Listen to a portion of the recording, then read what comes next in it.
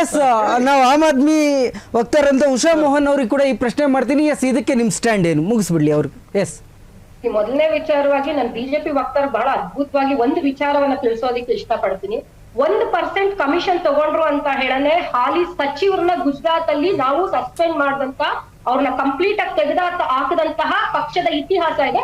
ಅದನ್ನ ದಯವಿಟ್ಟು ಗಮನದಲ್ಲಿ ಇಟ್ಕೊಳ್ಳಿ. ಇನ್ನೊಮ್ಮೆ ಮಾತಾಡ್ಬೇಕಾದ್ರೆ ಇನ್ನೊಂದು ವಿಚಾರ, ಈಗ ಮೂಡಾ ವಿಚಾರಣೆ ಬಂದಾಗ ಸಿದ್ದರಾಮಯ್ಯ ಅವರ ಒಂದು ಆರೋಪ ಸ್ಥಾನದಲ್ಲಿ ನಿಂತಿರೋದ್ರಿಂದ ಅವರು ಏನು ಅವರೇ ಒಂದು ಇದ್ರಲ್ಲಿ ಸೆಷನ್ ಅಲ್ಲಿ ಹೇಳಿದ್ದಾರೆ, ಅಂದ್ರೆ ಒಂದು ಮಾತಿನ ವಿಚಾರದಲ್ಲಿ ಅವರು ಸಹ ಹೇಳಿದ್ದಾರೆ. ಸೊ ಇಂಥ ಸಂದರ್ಭದಲ್ಲಿ ನಾವು ಇನ್ನೊಂದು ವಿಚಾರ ಗಮನಿಸ್ಬೇಕು. ಕೇವಲ ಇದು ಸಿದ್ದರಾಮಯ್ಯ ಅವ್ರಿಗೆ ಮಾತ್ರನೇ ಅವರ ವೈಫಿಗೆ ಹೋಗಿದ್ಯಾ ಅಥವಾ ಇನ್ನೂ ಯಾರ್ಯಾರು ಭಾಗಿಯಾಗಿದ್ದಾರೆ, ಇನ್ನು ಯಾರ್ಯಾರಿಗೆ ಹೋಗಿದೆ, ಇವೆಲ್ಲವೂ ಸಹ ತನಿಖೆ ಆಗಬೇಕು. ತನಿಖೆ ಆದಾಗ ಅದು JDS ಪಕ್ಷದ ಶಾಸಕರಾಗಿರ್ಬೋದು ಅಥವಾ ಅವ್ರ ಬೆಂಬಲಿಗರೋ ಅಥವಾ ಬಿಜೆಪಿ ಅವರು ಅಥವಾ ಅವ್ರ ಅವಧಿಯಲ್ಲೇ ಇದಾಗಿರೋದ್ರಿಂದ ಅವ್ರ ಕಡೆಯಿಂದಲೂ ಯಾರಿಗಾದ್ರೂ ಹೋಗಿರೋದು ಎಲ್ಲವೂ ಸಹ ತನಿಖೆಗಳ ಮುಖಾಂತರನೇ ತಿಳಿಬೇಕು. ಸೊ ಹಾಗಾಗಿ ಇದು ಕಂಪ್ಲೀಟ್ಲಿ ಈಗ ತನಿಖಾ ಹಂತದಲ್ಲಿರೋದ್ರಿಂದ ಆದಷ್ಟು ಬೇಗ ಇದಕ್ಕೊಂದು ತನಿಖೆ ಆಗ್ಲೇಬೇಕು ಅನ್ನೋದು ನಾವೆಲ್ಲರೂ ಕೂಡ ಆಶಯಿಸ್ತಾ ಇದೀವಿ. ಯಾಕೆ ಅಂತ ಹೇಳಿದ್ರೆ ಈಗ ಆಲ್ರೆಡಿ 1.5 ವರ್ಷ ಆಗಿದೆ ಹೊಸ ಸರ್ಕಾರ ಬಂದು, ಜನರಿಗೆ ತಲುಪಬೇಕಾದಂತಹ ಗ್ಯಾರಂಟಿಗಳು ತಲುಪ್ತಾ ಇಲ್ಲ ಸರಿಯಾಗಿ. ಯೋಚನೆ ಮಾಡೋದಕ್ಕೆ ಸಾಕಷ್ಟು ಇದಾವೆ. ಒಂದು ಕಡೆ ಮಳೆ ಸಾಕಷ್ಟು ಬಂದು ಕೆಲವು ಪ್ರದೇಶಗಳು ಜಲಾವೃತಗಳಾಗಿದ್ದಾವೆ, ಮತ್ತೆ ನಮಗ್ ಬರ್ಬೇಕಾದಂತಹ ಅನುದಾನಗಳು ಸರಿಯಾಗಿ ಬರ್ತಾ ಇಲ್ಲ, ಮತ್ತೆ ಅಭಿವೃದ್ಧಿ ಕೆಲಸಗಳು ನಡೀತಾ ಇಲ್ಲ, ಅನುದಾನಗಳು ಬಿಡುಗಡೆ ಆಗ್ತಿಲ್ಲ. ಇವೆಲ್ಲವನ್ನ ಯೋಚನೆ ಮಾಡುವಂತಹ ಸಂದರ್ಭದಲ್ಲಿ ಜನರ ಸ್ಥಿತಿ ಕೇಳೋರು ಯಾರು? ಎಸ್, ನಿಮ್ಮ ಪ್ರಶ್ನೆ ಆಯ್ತು ಮೇಡಮ್. ಒಂದು ನಿಮಿಷ ಸಮಯ ಕೊಡಿ. ಎಸ್, ಹೆಗಡೆಜಿ ಅವಾಗಿಂದ ಹೇಳ್ತಾ ಇದ್ರಿ. ಎಸ್, ಮುಂದುವರಿಸಿ. ಕಾಂಗ್ರೆಸ್ ಹೋಗ್ತಾರೆ, ನಮ್ಮ ಸ್ನೇಹಿತರಿದ್ದಾರೆ, ಅವ್ರು ಹೇಳಿದ್ರು ಅವ್ರ ಹೆಸರು ಆರೋಪಿನೇ ಅಲ್ಲ ಅಂತ ಹೇಳಿ ಹೇಳ್ತಾ ಇದ್ದಾರೆ. ಸ್ವಾಮಿ, ವಾಲ್ಮೀಕಿ ಹಗರಣದಲ್ಲಿ ಏನು ಅಧಿಕಾರಿ ಯಾವ ನಿಗಮ ಮಂಡಳಿಯಲ್ಲಿ ಇರ್ತಕ್ಕಂಥ ನಾಗೇಂದ್ರ ಅವ್ರ ಹೆಸರು ಸಹಿತ ನಾಗೇಂದ್ರ ಅವರು ದದ್ದಲ್ ಅವ್ರ ಹೆಸರು ಬರೆದು ಸತ್ತೋಗಿದ್ದಾರೆ. ಡೆತ್ ನೋಟ್ ಅಲ್ಲಿ ಆರೋಪಿ ಅವರೇ ಮೇನು A1 ಆಗ್ಬೇಕಂತ ಪರಿಸ್ಥಿತಿಯಲ್ಲಿ ಅದರಲ್ಲಿ ಯಾವುದೇ ರೀತಿಯಲ್ಲಿ ಹೆಸರೇ ಸೇರಿಸಲ್ಲ ಅಂತಂದ್ರೆ ಇದು ಎಷ್ಟು ಮಟ್ಟಿಗೆ ಸರಿ ನೋಡಿ. ಅವರು ಆ ಚಂದ್ರಶೇಖರ್ ಹೇಳೋ ಒಂದು ವ್ಯಕ್ತಿ ಏನು ಆತ್ಮಹತ್ಯೆ ಮಾಡ್ಕೊಂಡ್ರಲ್ಲ, ಅವ್ರ ಹೆಸರು ಬರೆದೋಗಿದ್ದಾರೆ. ಇನ್ನು ಅದರೊಳಗೆ ಇವ್ರ ಹೆಸರು ಸೇರಿಸಲ್ಲ ಅಂದ್ರೆ ಇದು ರಾಜಕೀಯ ಮಾಡಲಾರದೆ ಇವರು ಕಾಂಗ್ರೆಸ್ನವರು ಹೇಳೋ ಒಂದೇ ಒಂದು ಕಾರಣಕ್ಕೆ, ಅವರು ಸ್ವಪಕ್ಷೀಯರು ಹೇಳೋ ಒಂದೇ ಒಂದು ಕಾರಣಕ್ಕೆ ಇವ್ರ ಹೆಸರನ್ನ ತೆಗೆದು ಹಾಕ್ತಾ ಇದ್ದಾರೆ ಅಂತಂದ್ರೆ ವಿಚಾರ ಮಾಡಿ ಇದು ಎಷ್ಟರ ಮಟ್ಟಿಗೆ ಅಲ್ಲಿ ಭ್ರಷ್ಟಾಚಾರಗಳಾಗಿದೆ. ಇದು ನೇರ ನಾಗೇಂದ್ರ ಅವರು, ದದ್ದಲ್ ಅವರು ಮತ್ತೆ CM ಸಿದ್ದರಾಮಯ್ಯನವರೇ ಕಾರಣ ಇದಕ್ಕೆ. ಮೌಖಿಕ ಆದೇಶನೇ ಕಾರಣ ಅಂತ ಇನ್ನೊಂದು ವಿಚಾರ ಹೇಳಿದ್ರು ದರ್ಶನ್ ಅವರು ಮಧ್ಯದಲ್ಲಿ. ಈ ವಿಚಾರ ಈಗೇನು ಎರಡೂ ಪಕ್ಷಗಳು HDK ಅವರ ಬೆಂಬಲಕ್ಕೆ ನಿಂತಿದೆ ಈ ವಿಚಾರದಲ್ಲಿ.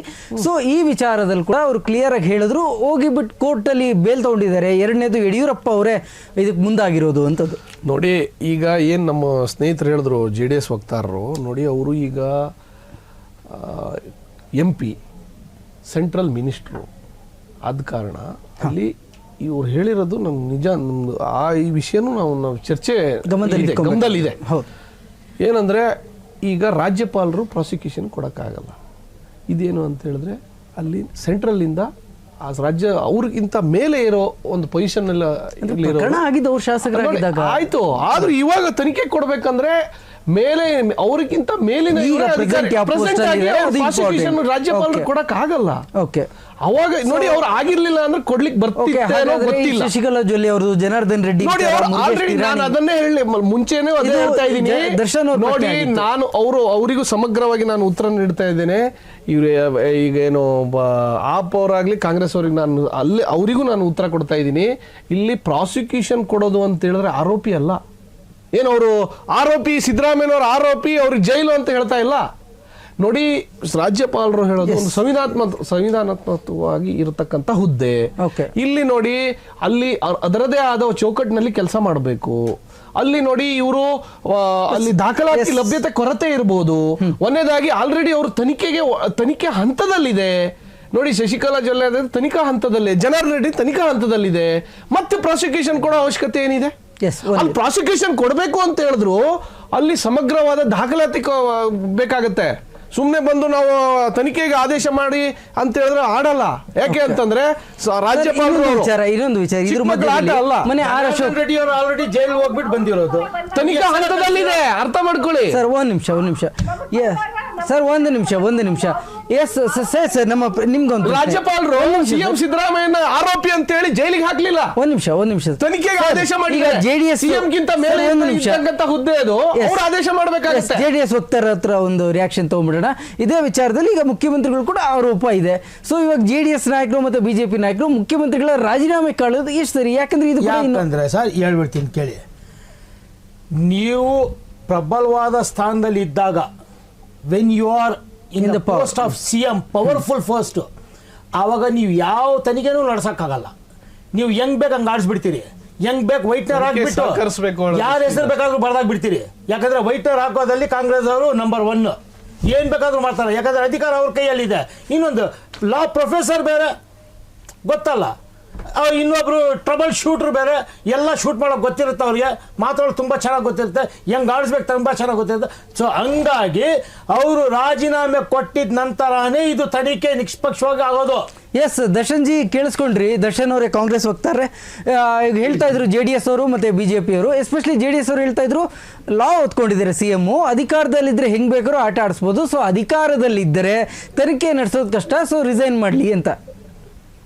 ಸರ್ ನೋಡಿ, ನಮ್ಮ ಕರ್ನಾಟಕ ಪೊಲೀಸ್ ಎಷ್ಟು ಸ್ಟ್ರಾಂಗ್ ಇದ್ದಾರೆ ಅಂದ್ರೆ, ಮಾನ್ಯ ಯಡಿಯೂರಪ್ಪನವರು ಮುಖ್ಯಮಂತ್ರಿ ಸ್ಥಾನದಲ್ಲಿದ್ದಾಗಲೇ ಅವ್ರನ್ನ ಬಂಧನ ಮಾಡಿದ್ದಾರೆ. ಇಲ್ಲಿ ನ್ಯಾಯ ನೀತಿ ಅನ್ನುವಂಥದ್ದು ಬರ್ತಕ್ಕಂಥದ್ದು ಒಂದು ವಿಚಾರ.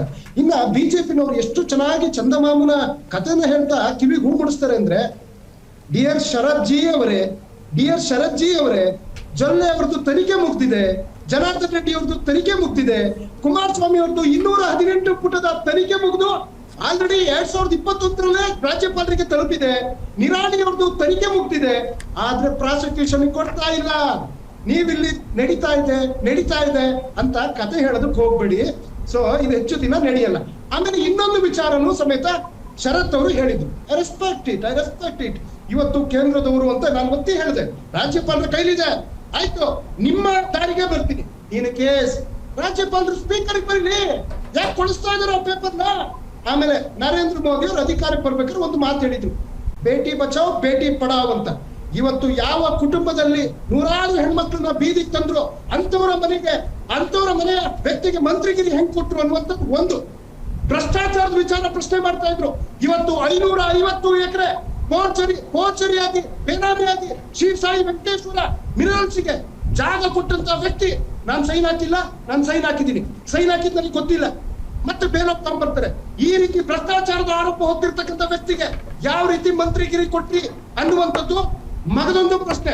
ಪರಿವಾರವಾದ ಅನ್ನೋರು ಇವತ್ತು ತಾತನಿಂದ ಮೊಮ್ಮಕ್ಕಳು ಮರಿಮಕ್ಕಳಾದ ತನಕ ಪರಿವಾರವಾದಿಯವರಿಗೆ ಯಾವ ರೀತಿ ಮಂತ್ರಿಗಿರಿಯನ್ನ ಕೊಟ್ಟಿದ್ದಾರೆ ಅನ್ನುವಂಥದ್ದು ಪ್ರಶ್ನೆ. ಆಯ್ತು, ನರೇಂದ್ರ ಮೋದಿ ಅವರು ಶುದ್ಧ ಹಸ್ತದ ಭ್ರಷ್ಟಾಚಾರ ರಹಿತವಾದಂತಹ ರಾಜಕೀಯ ಮಾಡೋದಾಗಿದ್ರೆ ತಗೊಳ್ಳಿ, ಕುಮಾರಸ್ವಾಮಿ ರಾಜೀನಾಮೆ ಅವರ ಖುದ್ದಾಗಿ ಮುಖ್ಯಮಂತ್ರಿಗೆ we respect it, V welcome it. ಭ್ರಷ್ಟಾಚಾರದ ಆರೋಪ ಬಂದಿಲ್ಲ, ಆರೋಪಿಯಾಗಿದ್ದಾರೆ, ಅದಕ್ಕೆ 218 ಪುಟದ ವರದಿ ಸಲ್ಲಿಕೆ ಆಗಿದೆ. ಸಂತೋಷ್ ಹೆಗ್ಡೆ ಅವ್ರನ್ನ ಹಾಡಿ ಹೊಗಳುತ್ತಾ ಇದ್ದಂತ ದರ್ಶನ್ ಅವರೇ, ಒಂದು ನಿಮಿಷ. ಕ್ಷಣದ ಸುದ್ದಿಗಳಿಗಾಗಿ ಫ್ರೀಡಂ ಟಿವಿ ಸಬ್ಸ್ಕ್ರೈಬ್ ಮಾಡಿ, ಲೈಕ್ ಮಾಡಿ ಹಾಗೂ ಫಾಲೋ ಮಾಡಿ. ಹೊಸ ಸುದ್ದಿಗಳ ನೋಟಿಫಿಕೇಶನ್ಗಾಗಿ ಬೆಲ್ ಐಕಾನ್ ಮೇಲೆ ಕ್ಲಿಕ್ ಮಾಡಿ.